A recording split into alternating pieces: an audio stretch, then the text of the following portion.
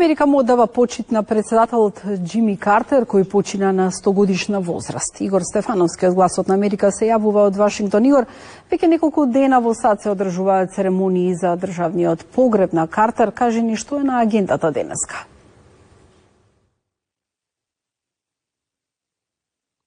Од синоќа посмртните останки на поранешниот председател Џими Картер се изложени во американскиот Капитол во Вашингтон, каде јавноста во овие моменти му одава почит на 39-тиот американски председател, кој почина на 29 декември на 100-годишна возраст.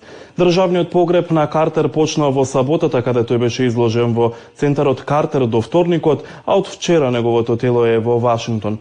Погребалната поворка ќе заврши утре, кога ќе се одржи неговиот државен погреб во Националната катедрала во Вашингтон. Потоа телото на председателот Картер ќе се врати во Плаинс, во сојузната држава Џорџија, на приватен семен погреб во баптистичката црква Мараната, каде што ќе биде погребан покрај неговата 77 годишна сопруга, првата дама Розалин Картер. Игор, кои се пораките на државниот врв на САД?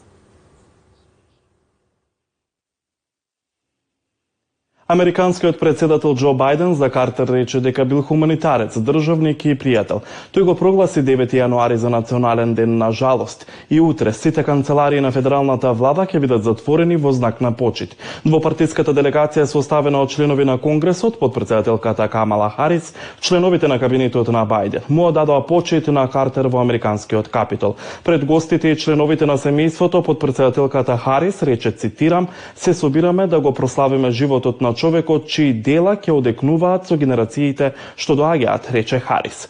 Председателот на представничкиот дом, републиканецот Мајк Џонсон, наведе, цитирам, председателот Картер беше подготвен сам да ги засука ракавите и да ги заврши обврските.